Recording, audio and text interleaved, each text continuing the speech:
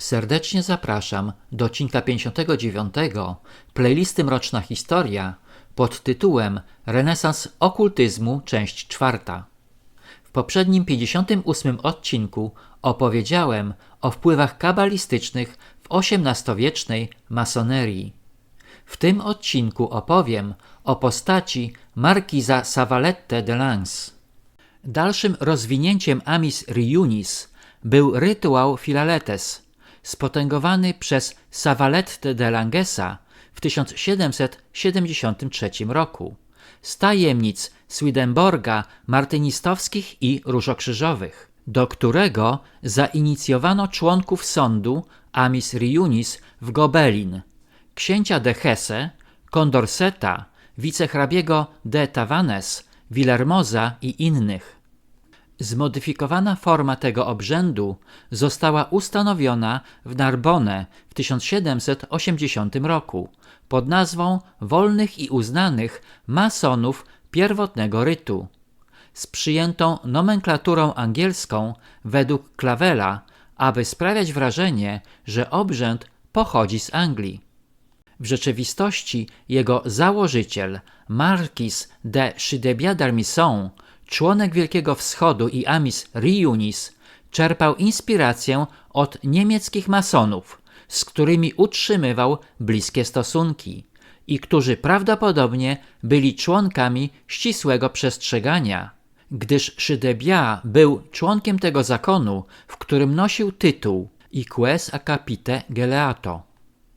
Korespondencja przekazywana pomiędzy Chidebianem i Savalette de Langes, opublikowana we Francji, jest jednym z najbardziej pouczających zapisów masońskich, jeszcze zanim doszło do Wielkiej Rewolucji Francuskiej.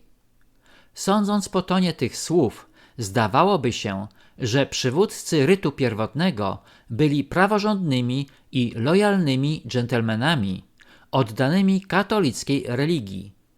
Jednakże w swojej pasji do nowych form masonerii i pragnienia wiedzy okultystycznej gotowi są zjednoczyć się z wszelkiego rodzaju poszukiwaczami przygód i szarlatanami, którzy mogliby przekazać im dalsze tajemnice. W dziwnych notatkach sporządzonych przez Savaletta jako wskazówki dla markiza de Chidebien można zauważyć cień władzy stojącej za filozofami salonów i arystokratycznych adeptów lóż, zawodowych magów i tajemniczych ludzi, a za nimi znowu ukryci dyrektorzy sekretnych stowarzyszeń, prawdziwi wtajemniczeni. Przyjrzyjmy się bliżej postaci Savaletta.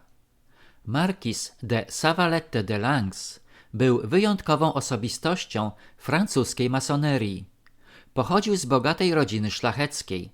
W 1756 roku otrzymał dziedziczny urząd strażnika skarbu królewskiego, który sprawował za panowania Ludwika XV i Ludwika XVI.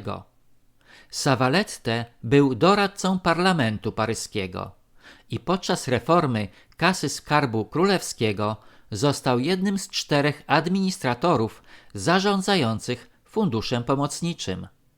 Fortuna ojca sprzyjała jego upodobaniom do przepychu i nieuporządkowanego życia, co nie przeszkodziło mu w byciu jednym z najbardziej aktywnych i hojnych masonów swoich czasów.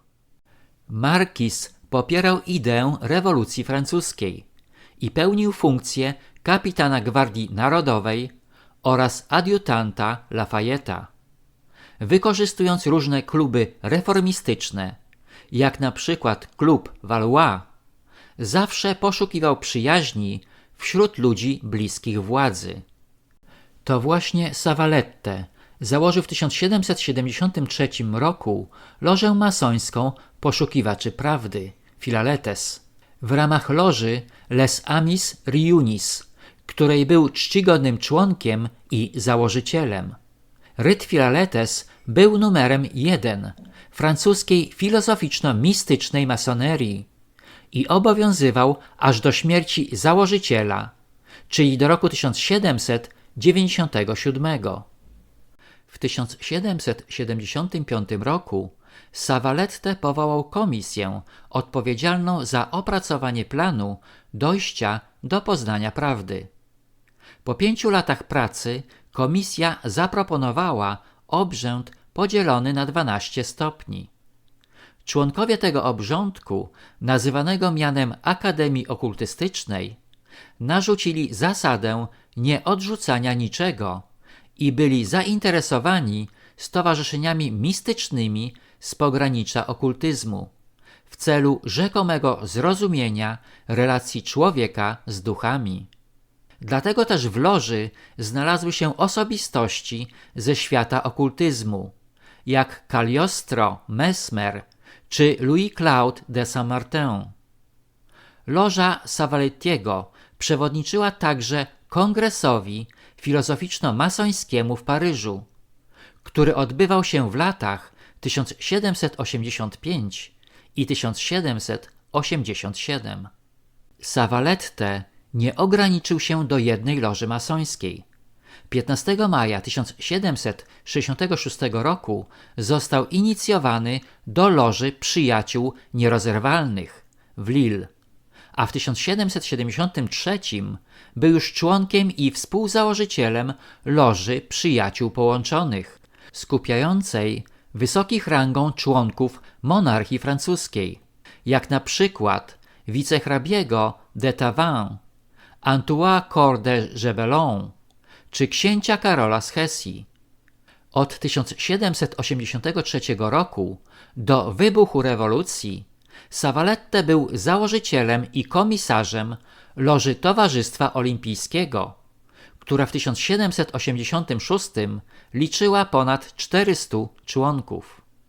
Współcześnie istnieje Towarzystwo Poszukiwaczy Prawdy, które jest międzynarodowym stowarzyszeniem studiów i badań masońskich i nie ma bezpośredniego związku z rytem Filaletesa, utworzonego w październiku 1928 roku przez amerykańskich masonów. Motto tego towarzystwa brzmi: nie ma religii wyższej od prawdy, która jest także religią Towarzystwa Teozoficznego. Jednym z jego najsłynniejszych członków był noblista, prozaik i poeta Rudyard Kipling, autor wielu książek, na przykład Księgi Dżungli. Podsumowując, Savalette był niewątpliwie jedną z głównych postaci w masonerii francuskiej z końca XVIII wieku.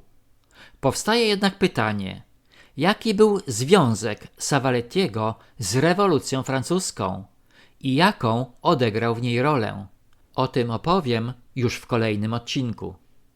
Dziękuję za wsparcie mojego kanału przez Buy Coffee 2, link pod filmem. Na tym zakończę odcinek 59, w którym opowiedziałem o markizie Savalette de Langes. Serdecznie zapraszam do odcinka 60 pod tytułem Renesans okultyzmu, część 5.